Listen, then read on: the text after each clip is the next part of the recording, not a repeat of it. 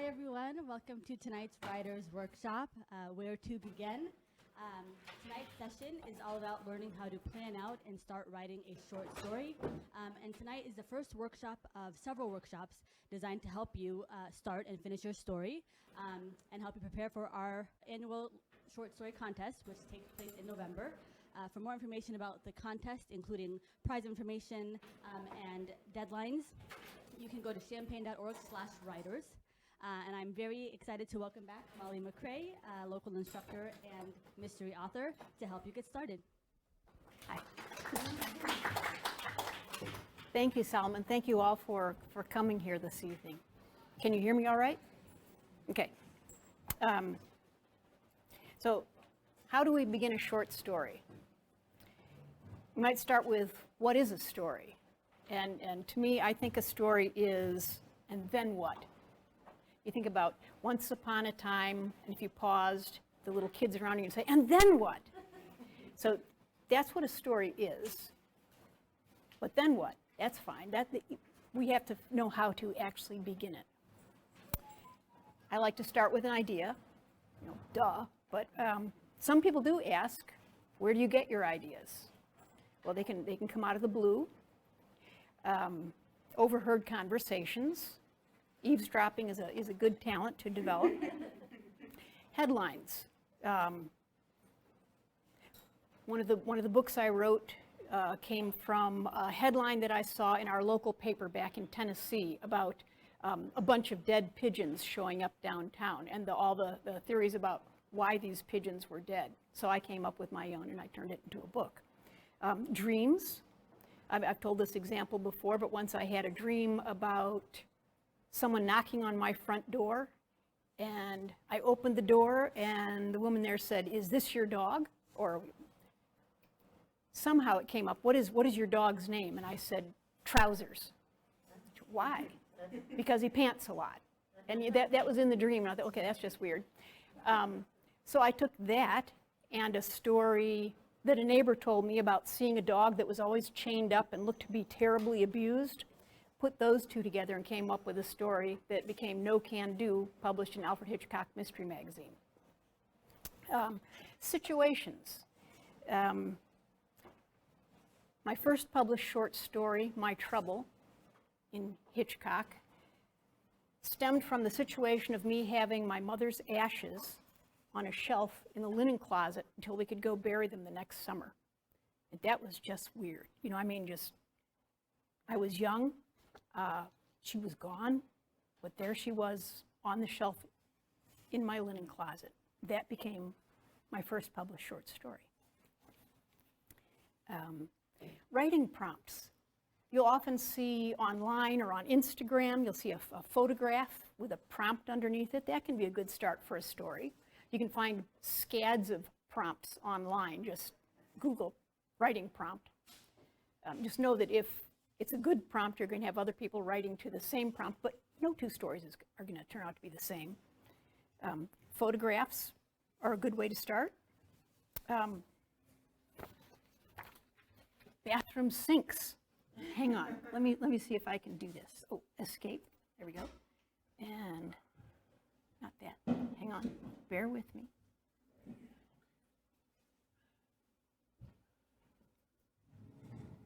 All right. This is a picture of our old bathroom sink. And I took a picture of it because one day when I was brushing my teeth, I saw the strain. I don't know if you can see it well. Maybe not. Anyway, yeah, there's a face. Okay, so there's an eye and a nose and part of a mustache, and then there's the part of a hat with a big feather sticking out of it. It's Blackbeard in my bathroom sink. I just got a 3-book contract from Kensington Publishing for a series about a haunted shell shop, and it's because of that pirate in my sink. That's fun. There's a lot more to it than, and he isn't in the sink, but ideas come from all over the place. But what do you do with the ideas? That's the problem. What do you do with the ideas?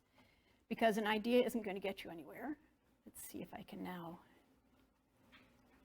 show you. You got to keep your ideas. Okay, see the box there underneath the phone, that old landline, which we still use?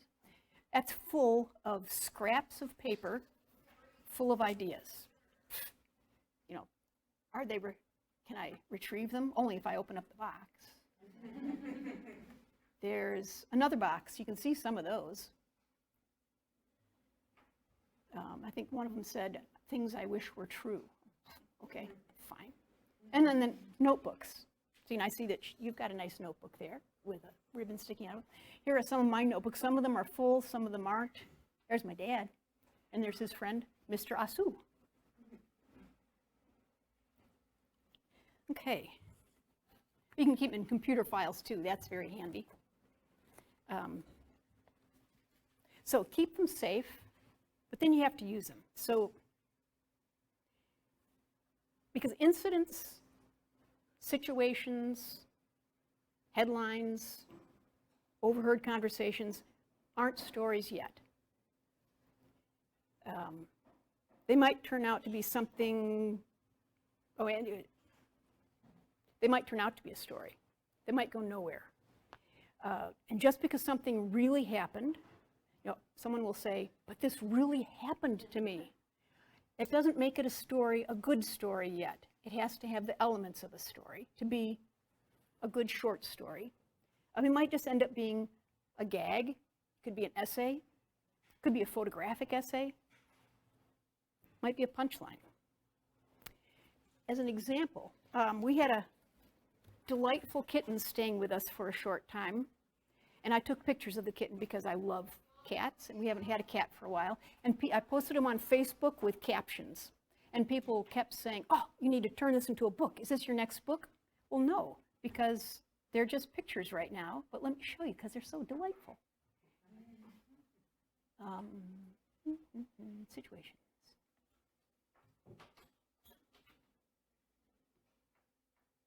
Okay, so yeah, there's, okay, so Obi-Wan house guest. I just called her house guest. Obi-Wan house guest uses the Force. These are not the muffins you're looking for. And then there were bunches and bunches of these things. The house guest as mime. I am a roofline. And I had taken that picture. I hadn't realized, but look at that. She's at the roofline. She was a cutie pie. And then, Flight of the Superhero House Guest, Tail Rampant. You know, they're fine pictures, they're fun captions. That's not a story. It could be a photo essay. Someday, I might put some time into thinking about what that story could be, and then it could be a story. But right now, they're pictures. They're situations that haven't gone anywhere. So you can't have that be all you do, is write a series of situations. What you need to do is Mary Higgins Clark it. Mary Higgins Clark used to say, you take your situation, your conversation, your headline, and you ask yourself, suppose, and then you take a second headline or a second picture or a second situation or incident, and you mash them together and you say, what if? And then you ask yourself, why? If you've got that suppose and that what if, why? Why is that happening? There's your story. Hang on here.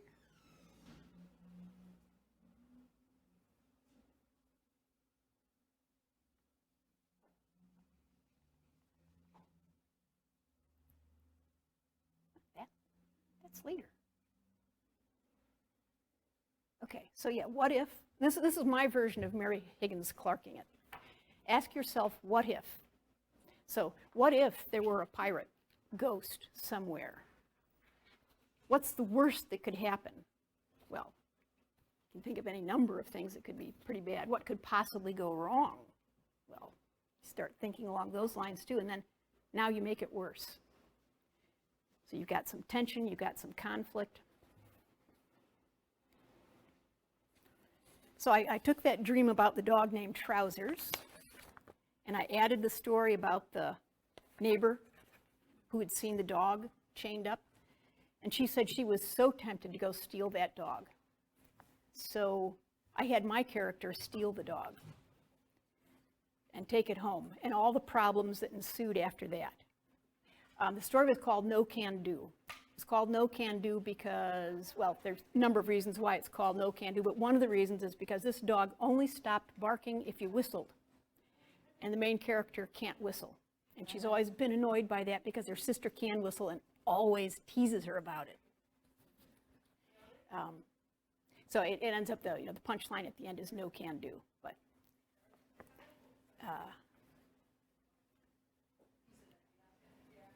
I'll show you some I went looking for some headlines. I find headlines in the local paper a lot that are fun, especially in that, on that inside page where they give you the history of the day, what happened 100 years ago today or 50 years ago today. There are some really fun things in there, especially the 100 years ago today. There are some really amazing things. But I've cut out some headlines today for you to take a look at. Most of them are silly. Most of them are kind of funny, because I write cozy mysteries and I write humorous cozy mysteries. So look, box of reptiles mailed to the wrong address in New York. That poses some interesting. And then Iowa Town asks, where did we put our time capsule?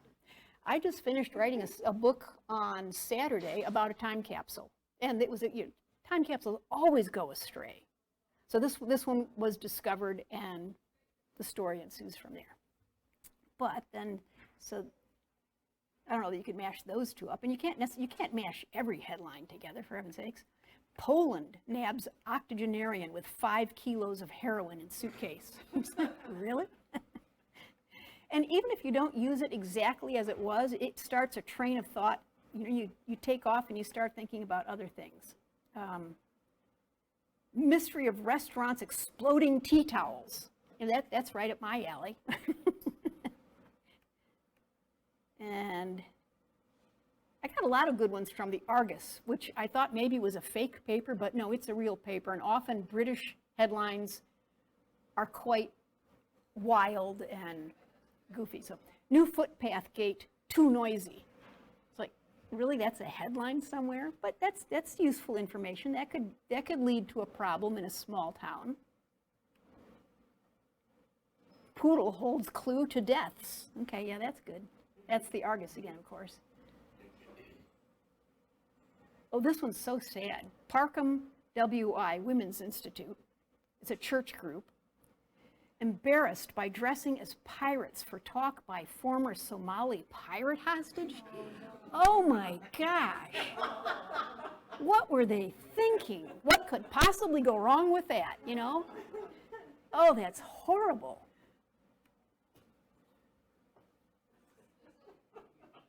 And then this poor guy, Alf. I've been posting my letters in the dog poo box. He's 91 and he's been mistaking the dog box for the mailbox for 2 years. That could lead to some problems too. Victim accused of trying to bribe witness in another shooting trial. That's local. That was in today's paper.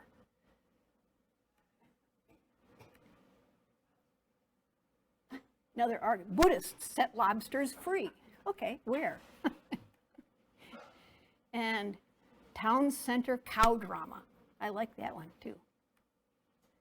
So that's, there are much better ones because you've all got different ideas. But look in your local newspaper and let it start some thoughts going.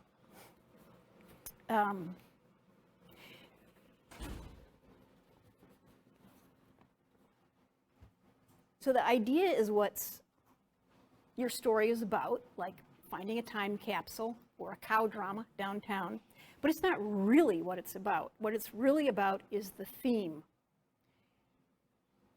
Your story really ought to have a theme beyond cows on the street or a poor guy putting his letters in the poo box.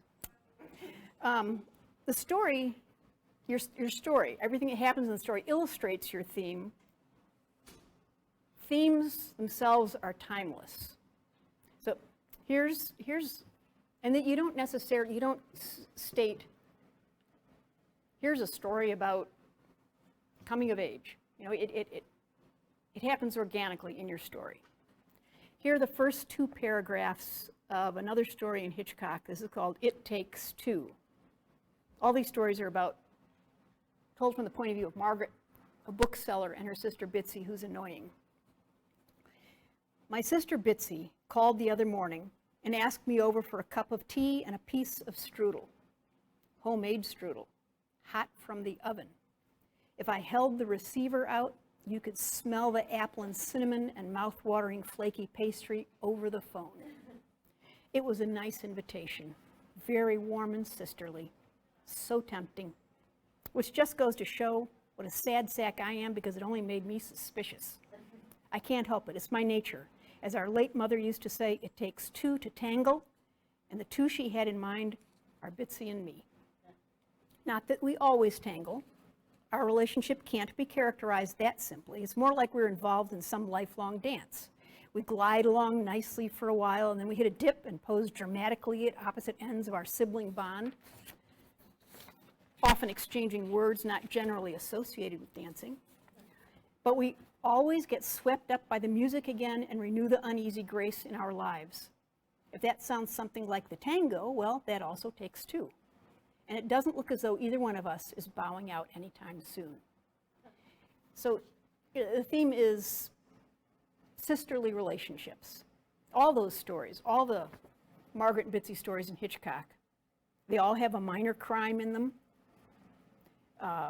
Lots of things happening, but they're all essentially about family relationships and the tensions in families. They've got an elderly cousin, too, who adds her 2 cents always. So do you have to start with a theme? You have to have the theme in mind when you start a story? Or can you discover it after first draft? Of course you can discover it after first draft. I had no idea I was writing themes in my stories until I went back and said, oh, look at that. How nice. I've got themes. And does a story need to have a theme? Probably not. Certainly not one that you sit down afterward and say, oh, it's obvious that that's the theme. So yeah, there are rules, and they're all meant to be broken. If having a theme is a rule, don't worry about it. So now we have those beginning germs of a story. We've got ideas, we've got a mashup maybe have a theme. What next? Figure out whose story you're telling. Okay. Carolyn Heilbrunn, who writes mysteries, or did write mysteries, also wrote a book called Writing a Woman's Life. And in that book she said, power consists to a large extent in deciding what stories will be told. So if you think about the truth of that statement, think about how history's written, think about how you can take that idea to help you decide which story, whose story you're going to tell, what information, whose information you're going to divulge. In a puzzle mystery, you have to cast a net of suspicion over everyone. Every character has a secret, and in trying to keep that secret, they end up looking suspicious. Misdirection is a key element. So whose story and information are you going to emphasize? This is point of view. You need to have a point of view, and you have to decide whether you're going to tell it from I, from omnipotent third person where you can hop in and out of other, several heads. Limited third person where you stay in one person's head observing, but it's not told from, I did this, I did that. These days, there are a number of stories told in present tense. I walk into the room, I sit down.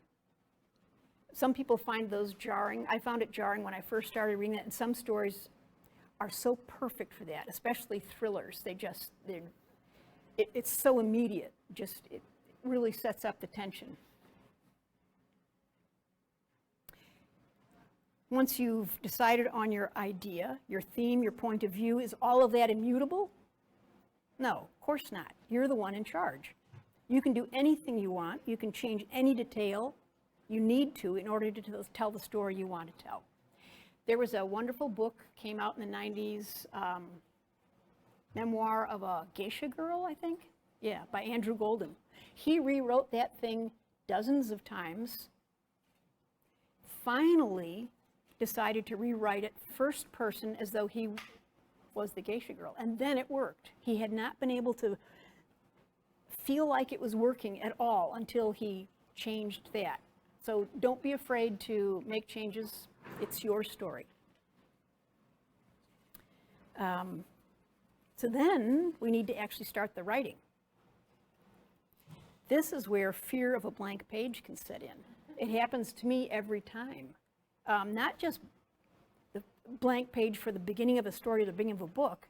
Sometimes it's every single paragraph, and that's just really annoying. But that's because so much is riding on your first sentence, your first paragraph, your first page, especially in a short story, because you haven't got that much time to set things up. Something should be happening, ideally in your first paragraph of a short story, but certainly in the first page. And that's your hook. You're going to hook your readers like fish and reel them in. Here's what you should ask yourself about your short story's hook. Will the readers be pulled in right away within the first 50 words? And will the story hold their interest all the way through? That first 50 words, it's really a good little benchmark.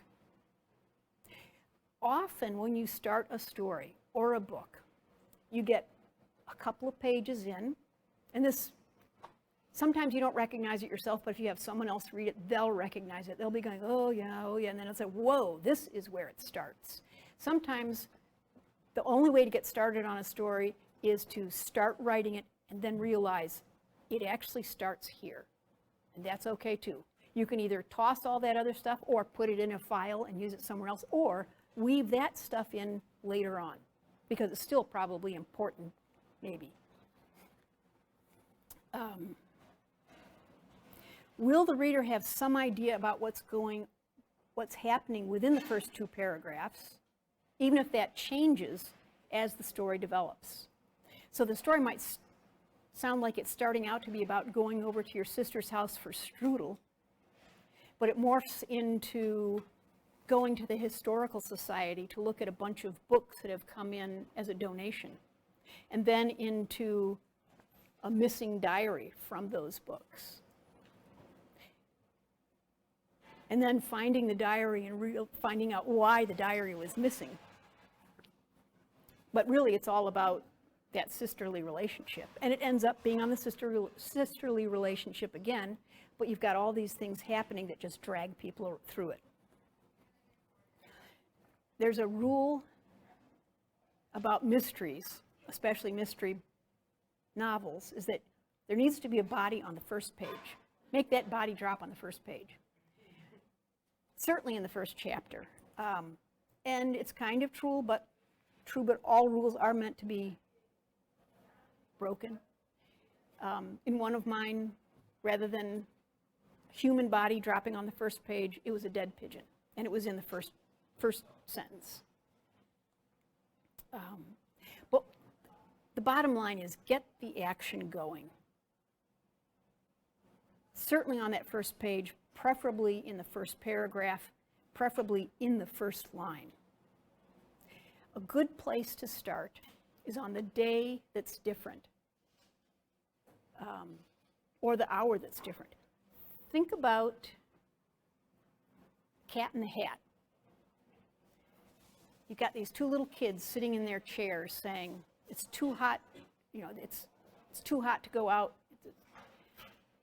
or it's raining all day, it's too wet to go out and play, and then they get a knock on the door. Almost immediately they get a knock on the door. Well, that's the day that's different, because that cat walks in with thing one and thing two. That's also a great mystery story.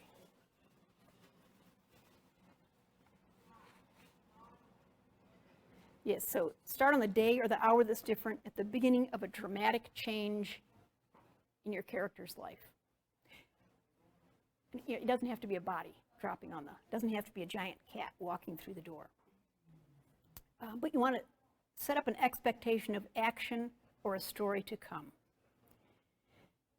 Jerome Stern wrote a cool book called Writing Shapely Fiction. And he says, tension is the mother of fiction. When tension and immediacy combine, the story begins. And you can do that in a first line. You want to make your reader nervous, because nervous readers are engaged readers. I like that idea. So here's some examples of some good first lines. This is Ian Rankin from his book, I didn't write down the title. Anyway, he's breaking Elmore Leonard's first rule of writing, never open with the weather. This is the first line. A winter night screaming out of Edinburgh. Well, that's just cool. Or here, I've said, if you've been in my workshops before, you've probably heard this one. This is Jamie Mason in a book called 3 Graves Full. There is very little peace for a man with a body buried in his backyard.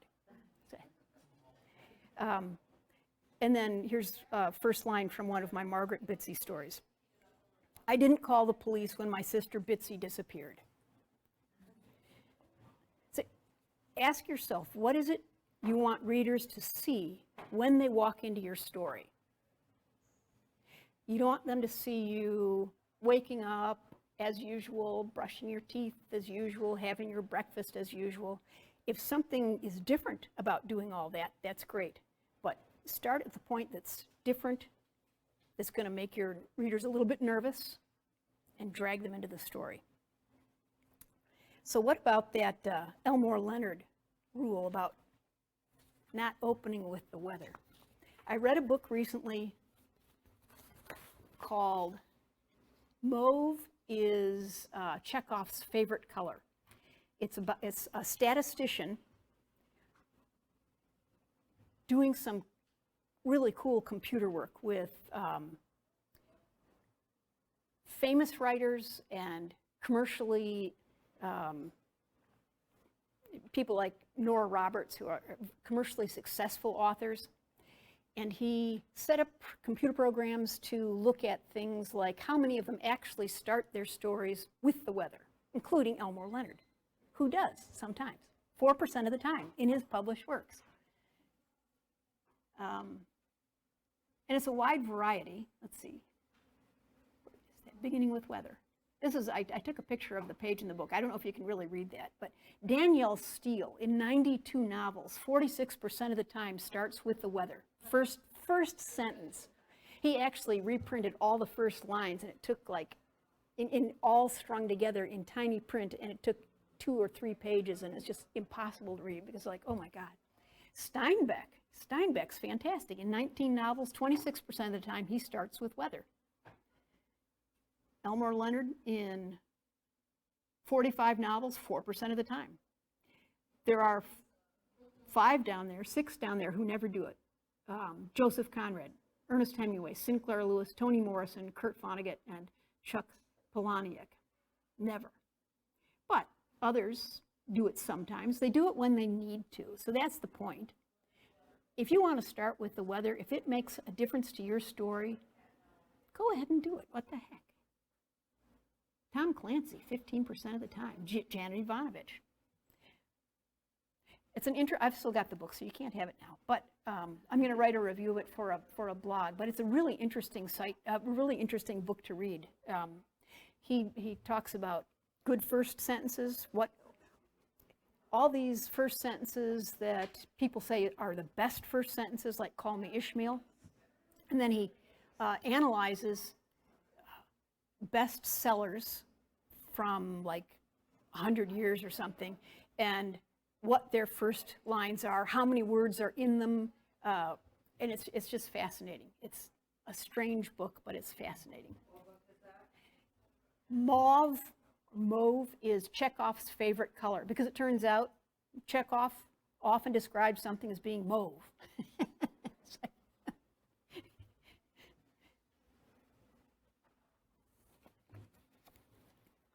You can put it on hold. I'll write that review, and then you can have it when it's due. Okay. Okay. So you've got all that stuff, and you've got your start. Say you've got your first sentence, you've got your first paragraph. How do you continue? Well, there's plotting and planning and outlining. You're going to get that in other workshops, but that is part of how you begin, is knowing how you're going to continue. So what's the best way to continue? Do you want to be a plotter? Do you want to be a planner or an outliner, or do you just want to write by the seat of your pants? Whichever way works best for you. So, is that helpful? It's as helpful as any advice you'll get. Because in the end, you'll need to find your own way through the woods. And whatever works for you, whatever turns you into a successful writer, that's the best way. Some writers can write completely out of order. Scenes, chapters, sections, they'll write the end first, or they'll write their favorite scenes first, or they'll finish one chapter and go back and work up to it. I did that a little bit on the book that I just finished because it was a dual timeline.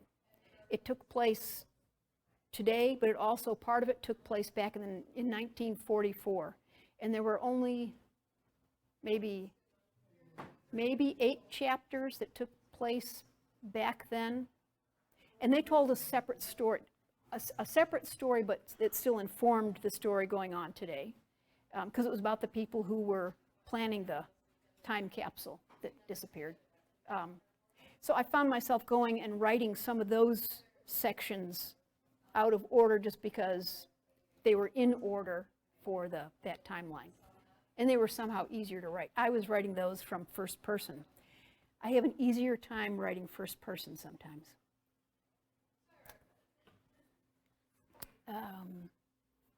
You can start at the end of your work and work your way backwards. I haven't done that, but it was a tip given to me for constructing a thriller or a suspense novel or story, and I think that'd be interesting. Have you tried that, Louise? No. Has anyone tried doing that, starting at the end, knowing what's happening, and then work back? You have? A little bit. How has that been? Hard. Yeah. So did you go all the way backwards through the whole thing to the beginning, or? I kind of started near the end and then went to the beginning and went through. Okay.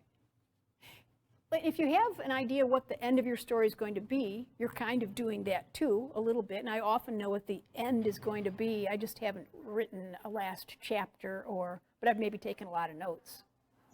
Because you're working towards that, and then you can go back and fill in with red herrings or whatever.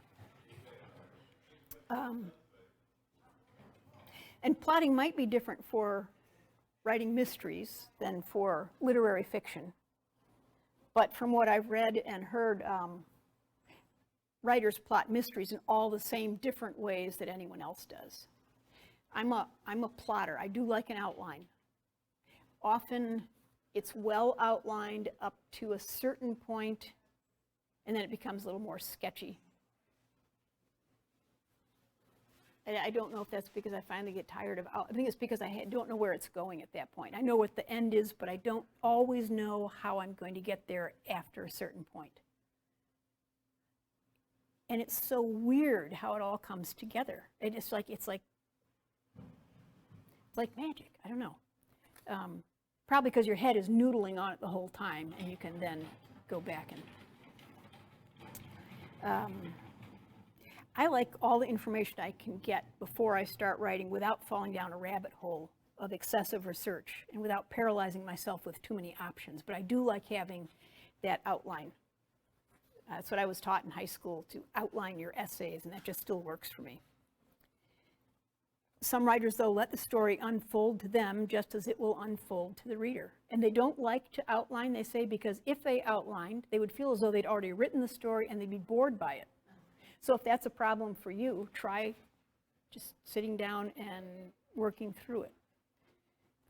When you write an outline, when you do outline, it's kind of what you're doing anyway. You know, you're just outlining it as you think of it, rather than writing the full story as you think of it. Sharon McCrum, who writes mysteries, I don't know if she's still writing a lot of mysteries. Anyway, she wrote a lot of mysteries over the years. said she always just sat down and just wrote, no outline, and didn't have to go back and revise when she got done. I mean, wow. And her stuff is, it's excellent stuff. But I figure it's been an internal outline or an internal revision, something, yeah, because that's pretty crazy.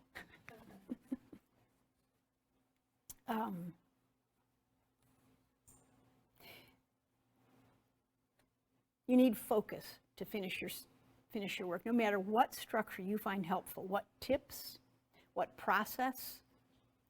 It should help you focus on your writing and help you find the focus in your writing. If it just takes you off, there are some really interesting diagrams you can use to work on the structure of your story. There's the snowflake method where you start with something in the center and things go off to the edges, then off the edges of that you end up with this thing that looks like a snowflake, which is really cool, and I would be tempted to try it, but I could just see myself just playing with it like a Zentangle or something like that. So if it works for you, that's great. If it makes you lose the focus of what you're working on, throw it out. Try something else. There's lots of writing information out there. Lots of plotting aids, diagrams, patterns, potions. And looking at them can be another rabbit hole that keeps you from actually doing your writing. If you're interested in seeing the snowflake method, though, look it up on this snowflake writing method and you'll see. It's very neat. Okay, so then to scare you, every part of your story does need attention. You've got your first line, your first paragraph, and your first page, and they're all so important. Every first line of every paragraph has to be just as important. And that last line has to be important too, because how much time is an agent or an editor going to spend on your manuscript unless they're hooked? The common wisdom is that they're looking for a reason to reject your story rather than to accept it. Don't give them that right off the bat by starting poorly. And then words of wisdom from Robert Heinlein. You must finish what you write. So you can begin it, yes, but you do have to finish it as well. Okay. Would you like to go back to the headlines and try to do an exercise of putting together a story? You could do it as a group, or you could do it in smaller groups, or you could just try it on your own and come up with not a story, but an idea for a story. You know what? I didn't show you the themes. Hang on. I think I've forgotten a few things. Hold on. Got carried away. Okay. Let's go back to this. So there were the themes. Like I said that my Hitchcock stories were about familial relationships. But there's loss, loneliness and solitude, redemption, atonement, why. So all of these things are great themes, but that's not all the themes in the world. And when it comes, right down to it, you're not necessarily writing about that, but it comes out.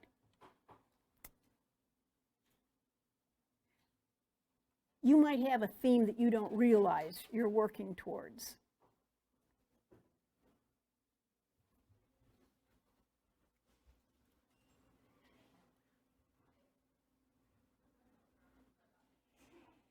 Let's see what else there was. See if I missed anything else. Yeah, that's pretty good. Okay, so do you all have paper? Do you want some paper?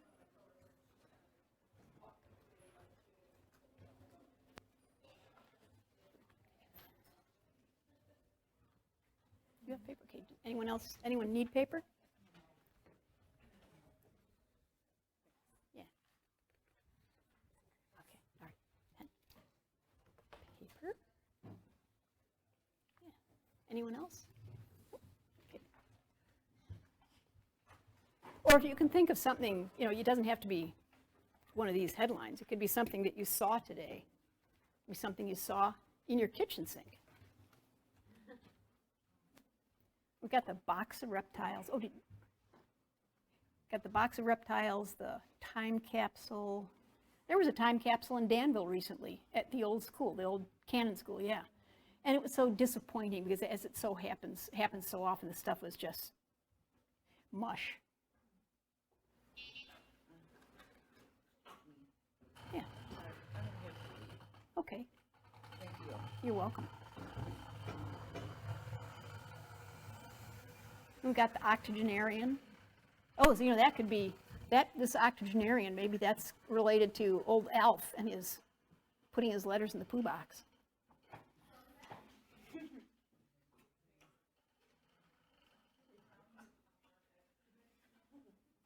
What a terrible thing to put in the paper, that poor guy.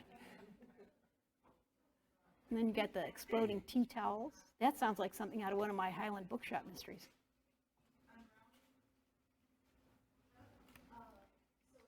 Or new footpath gate, too noisy. That could be another thing in one of my stories. Such good stories. Poodle holds clue to deaths.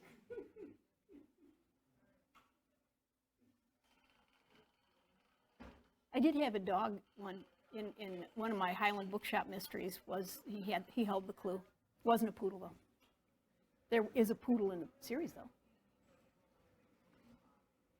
Oh, and these poor saps. God. Maybe they had the heroin. No.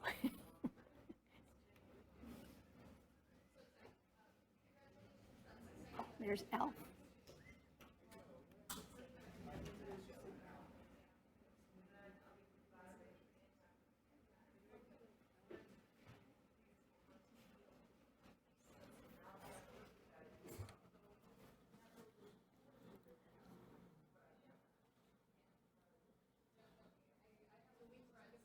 Yeah, just pick a couple ideas and just come up with a couple of sentences about what the story might be like, or if you can think of the theme that would go with it.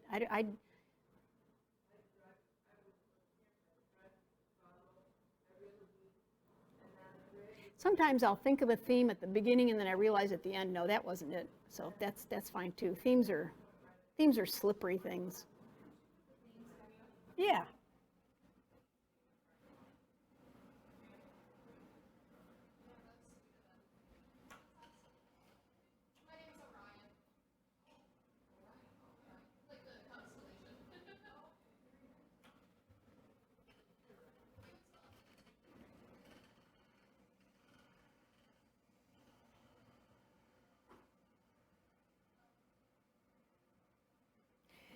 I've used fish out of water. A lot of cozy mysteries start, their first book will be, the first book in a series will be a fish out of water, where someone is moving to a town and is brand new, and that.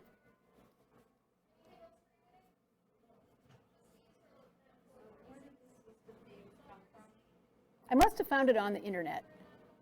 I might have found a number of different places and then just put them together.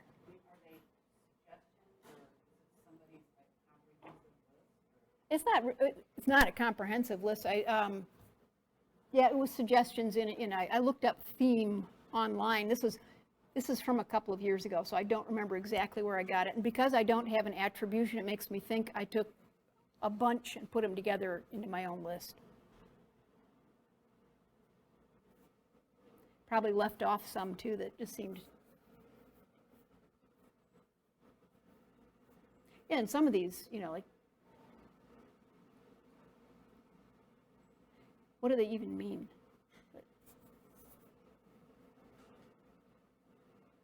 Some of them are pretty nebulous. Anne Perry, who's a mystery author, is very firm about starting with a theme for every one of her books. Often it's redemption. Partly because she's always looking for redemption in her own life. When she was a teenager, she and her best friend killed the best friend's mother. And they were, yeah, it's a tragic story. They went to prison. And so Anne Perry is not her real name, which is, she changed her name, moved. Was not a, is there ever a good reason to kill someone's mother? No, it wasn't a good reason, and I don't know if there ever is a good reason, but this was just because one family was moving away and the girls didn't want to be separated. So they thought, well, if we kill Mom, it's not going to happen. Wow. Yeah.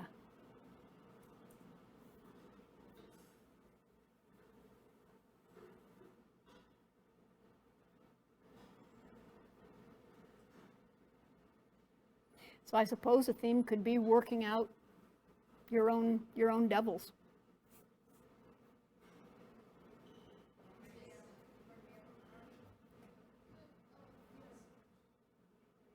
The reason I wrote the story with Margaret not being able to whistle is because I have two sisters, neither of whom can whistle, and I can whistle, and they're always asking me, am I Bitsy in the stories? And I'll say, no. I am both Margaret and Bitsy. And then I thought, okay, so if I make it that Bitsy can whistle, then they'll know that they're not Bitsy. So their answer to that was, well, now you're just making fun of us. Oh, God. You can't win.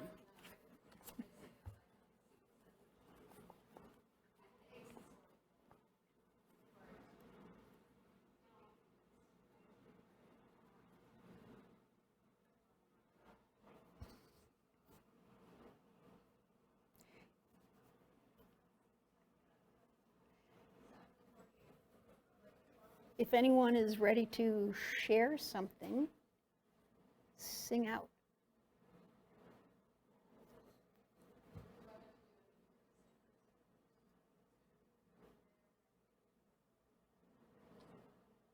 Or if anyone has any questions.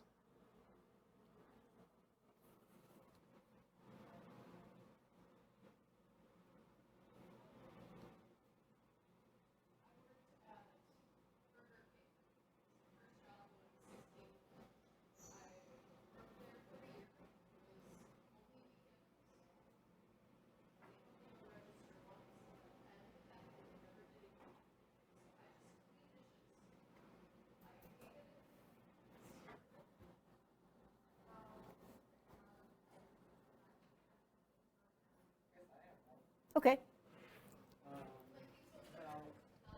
Why don't you stand up so just so people can hear you better? It's about a zoo that gets caught up in a drug trade. Okay. And when they're trying, they end up accidentally smuggling the endangered lizard instead of weed.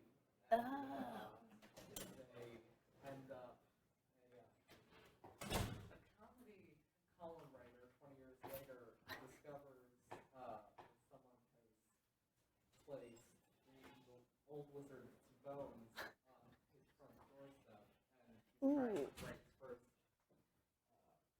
investigative journalism novel. So he gets some idea from that. Very cool. That's nice. I like that. Anyone else want to share one? Yeah. So I went with the librarian with cocaine. Mm-hmm. Sometimes named Matilda. So she's Danish woman who's visiting her family and grandchildren in Poland.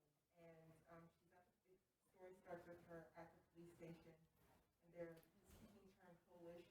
Doesn't speak a word of Polish. She only speaks Danish. And the suitcase is open. It looks exactly like her suitcase, but that's not her cocaine. So she's sitting there and she's trying to figure out how to communicate. Yeah, I think that's my suitcase, but that's not mine. And so yeah, that's kind of where I am. Very good. It's starting on a day that's different. Poor thing. Anyone else? Okay. Yeah. I kind of wrote it and finished it. Cool, oh my gosh. But it's kind of about the footpath gate being Mhm. too noisy, but it ends up that it's a new footpath gate, and it's not made of wood like the old one. It's probably like an old person's point of view, sort of. But by the end, the problem with the gate is that it's silent.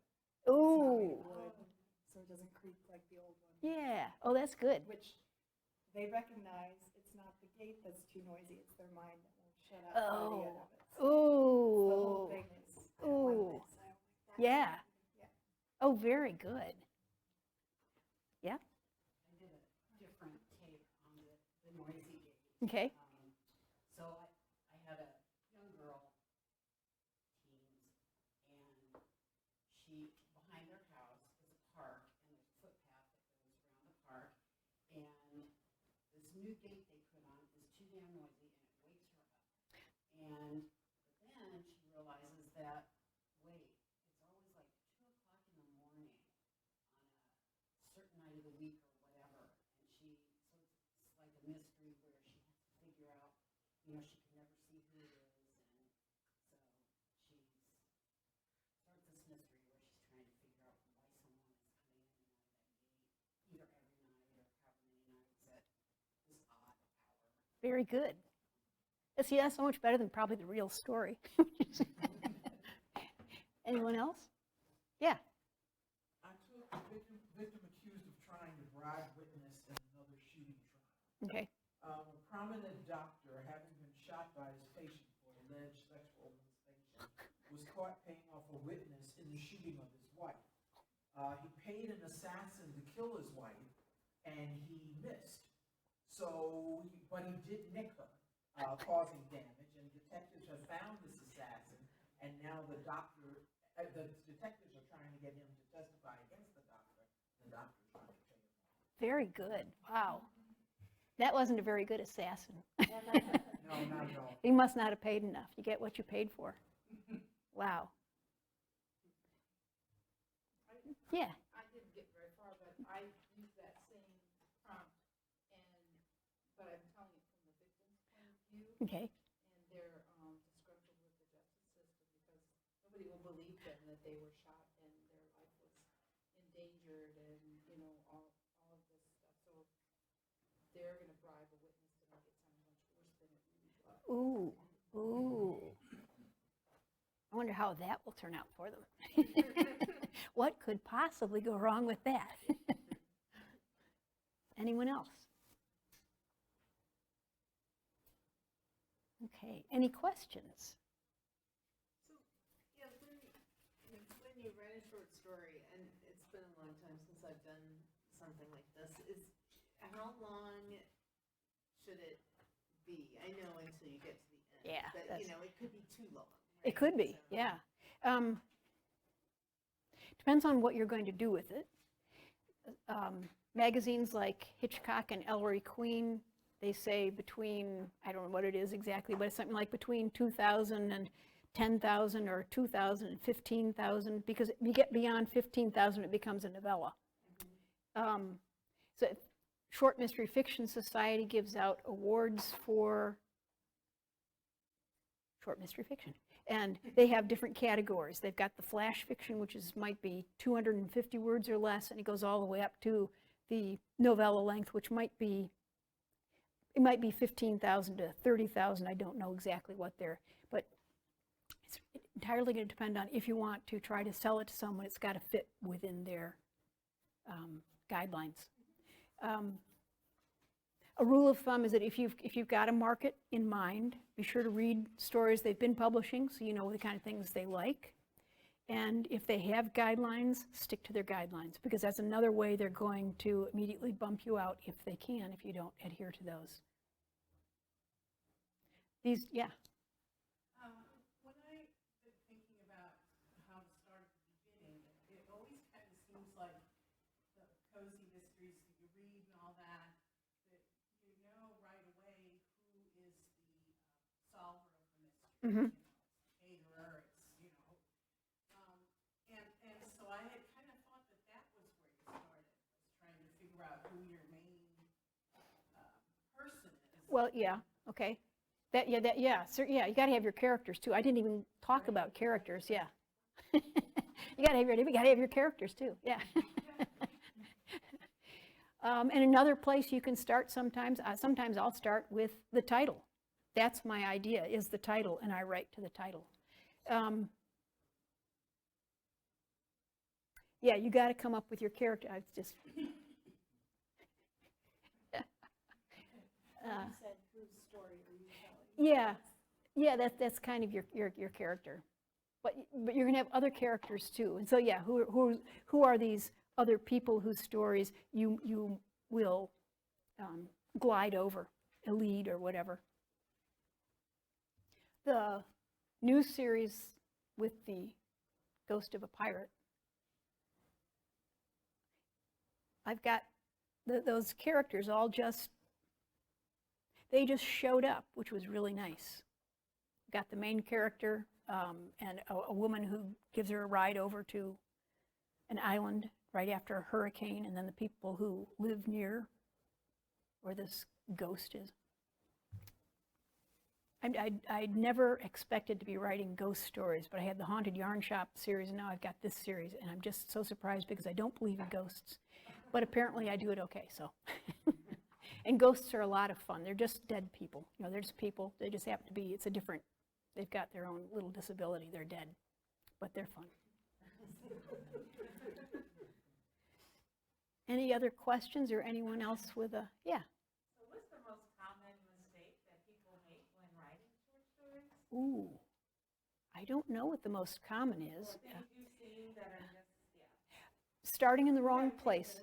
Yes, starting in the wrong place would be one. Too much backstory, or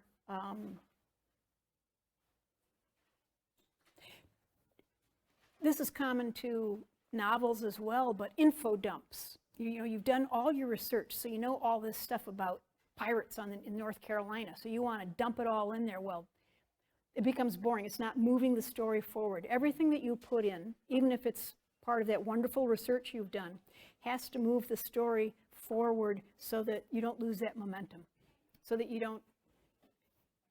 your fish doesn't get the hook out of its mouth and just go do something else instead. Anyone else think of common pitfalls?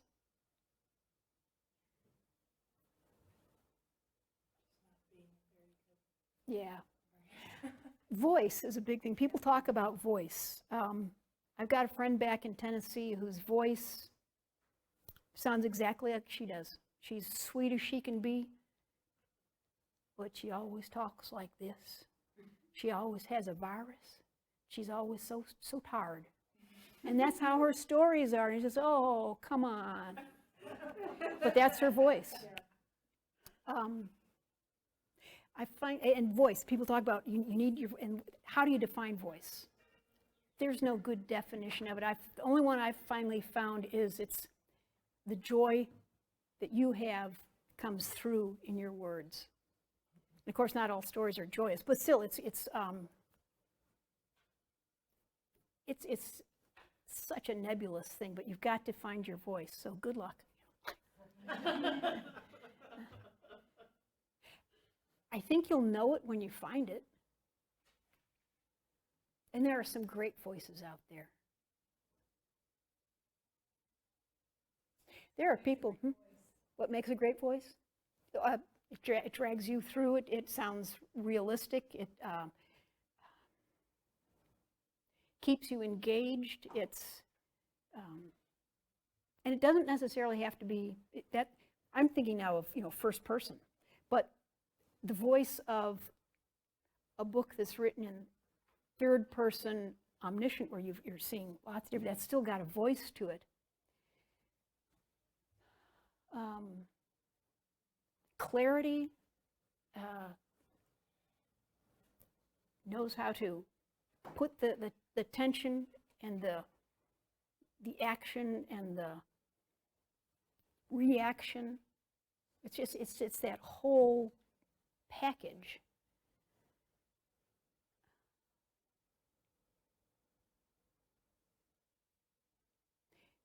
I have an easier time seeing where, when there's it is a voice, but I don't like it. But, we know people that we don't. Or you can enjoy someone even if you don't enjoy their voice. Look up voice online, see what you think. It really is such a nebulous thing, and it's the kind of thing people come right down. They say, well, you got to find your voice, and that's it. And that doesn't really help. Now, when you say find your voice, does it go through all your different characters through you, or filter through you, or is your voice one character? Ooh. I think it's again the whole package. My short stories in Hitchcock, they're told from Margaret's point of view, so it's all filtered through her. So that's easier to say, it's Margaret's voice. The Bookshop series, it takes place in Scotland. There are 4 main characters, but it's told mainly through Janet's point of view, but not first person. So it's not, I guess it's her observations, but there are other things going on. You see the other characters like you see Janet. So I think it's more than just the voice of one person. It'd be interesting to go to a workshop just on voice. I don't think I've ever seen one, probably because people have such a hard time saying what it is. Except you must have it. Oh. I think it's a certain authenticity that it doesn't Yes. sound like you're copying somebody else or trying too hard. Yeah. It flows. It's about sort of the flow of feeling like it's written by one person, not like, Yeah. that's what I would say. Yeah. And yet, how do you teach someone to do that? That's the other thing. How do you teach someone to do that or to recognize it? And maybe that's the problem. Maybe that's what voice is. It's that kind of thing. And maybe that is something you do have to find on your own. It's your own rhythm. And voice is also very subjective to different people. Oh gosh, yes. Like Hitcher in the Rye, I hated it. I couldn't read it, couldn't stand it. But my cousin loved it to death. It was her Yeah. favorite book of all time. Yeah. So your voice is who you are. Yes. The thing is, your voice is not going to resound. Not everyone's going to like it. So Yeah. you just, basically, just come down to yourself. Yeah. What you want to write, Yep. put it down. That's right. Yeah. If it pleases you, that's fine. Wrinkle in Time. I've never been able to get into that book. Other people just love it. It doesn't do anything for me. Yeah. Well, I was just going to mention Frederick Bachman. He's got a really unique voice, especially in A Man Called Ove. Okay. Yeah. He describes, like, he had a look in his eye like someone just squirted lemon juice in his face. I mean, Who thinks of that? Yeah. There's a new one out in that series. I can't remember what it's called, but Solomon could find it for you, I think. I think I just read about it recently. And not all his books have that. This one has Ove. Have that Yeah. same Oh. unique voice. Okay, But that's that one interesting. was Anxious People, I think. Okay. Another one. So that's also really cool. If someone can have a different voice for a different series. Have you read On Writing by Stephen Yeah, King? yeah. Yeah, I think he says something about voice in that. Mhm. Something like if you take away all of your sort of like English speaking, something you take away the extra words and all of that, you can see your voice. Ooh, Yeah. okay. I haven't read that in a long time. I should go back and, The less you write, the more you come through. okay. And that's, writing short stories. I've had short stories published and I've had novels published.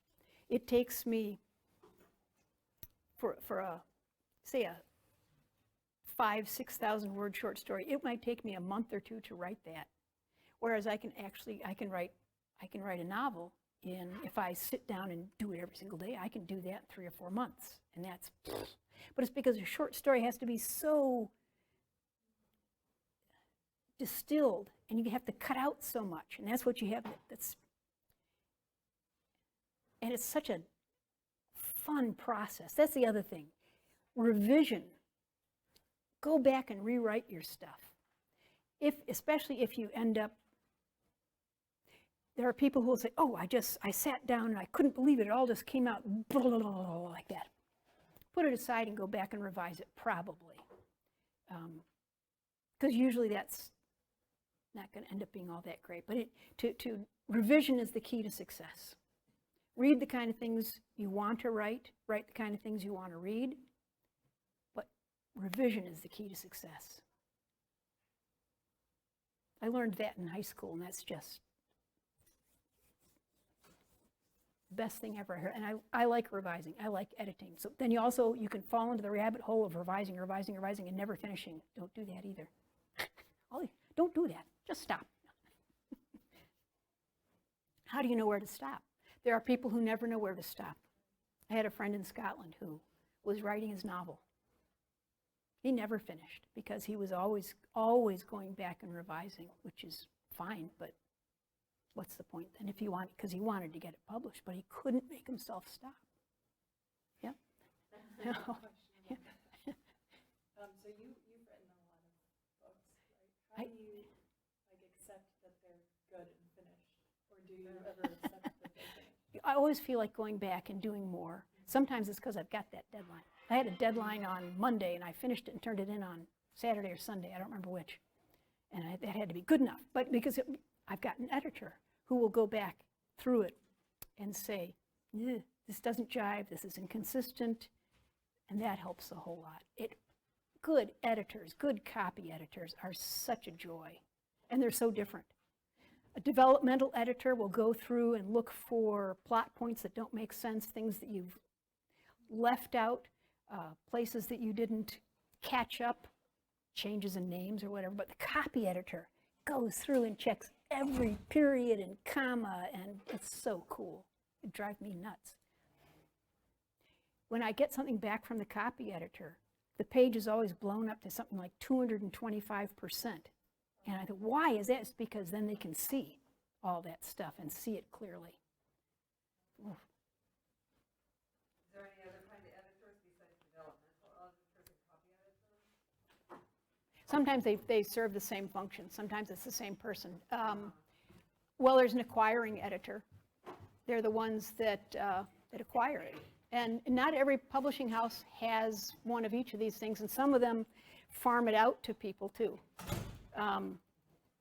These days, especially with COVID, you find out that your copy editor was off in Minnesota, whereas your developmental editor was in New York, but in her apartment and never left.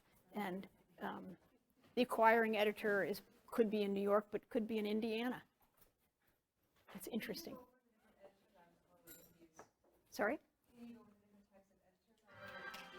Oh, okay. Acquiring editor, if you're talking about, say, a publishing house like Penguin, the acquiring editor is the one who will say, we want your book, we'll issue you a contract. And they're the overall editor.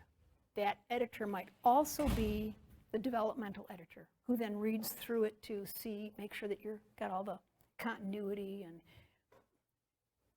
everything makes sense and the ending is good enough, or whether maybe you ended it too soon and you really ought to have a little bit more, or maybe you've got too much junk you need to cut out, or too many characters. I once had to do a characterectomy, just remove a whole character. So that was fun.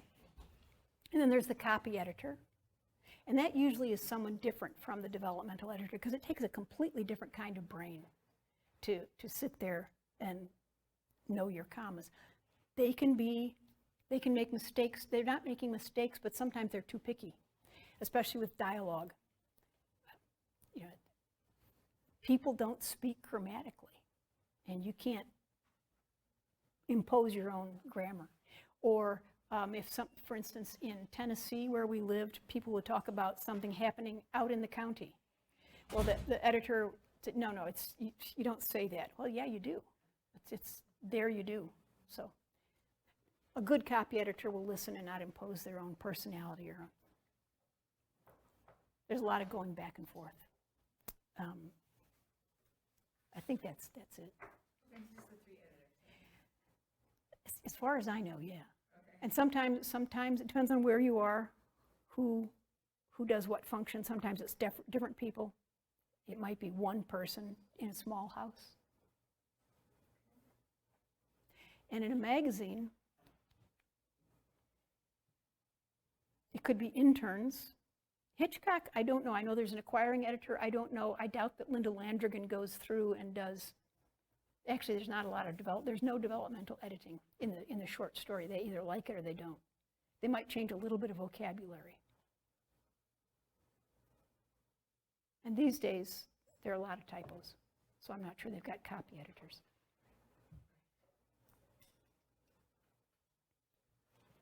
Yeah. I just wanted to mention one thing before I go. If there's anybody in here who has a short story or a poem that they think they're close to wanting to try to get published, I'm involved in a Danville Library Writers Group, and we just started a new magazine. It's called Pulse and Echo. The and is an ampersand, and there's a in the next issue, the deadline is the end of the month, so there's not a lot of time, but there's a $500 prize for the best short story and a $500 prize for the best poem. Wow, So very if good. anybody's interested, and you can just Google Pulse and Echo, Danville, Illinois, or like that, and you should, it'll give you take you to the website and give you the guidelines and everything, so I think it's interesting. Very good. Thanks for bringing that up. What was the name of that again? Pulse and Echo. Anything else? You guys have been great. Thank you very much. Thank you. Yeah.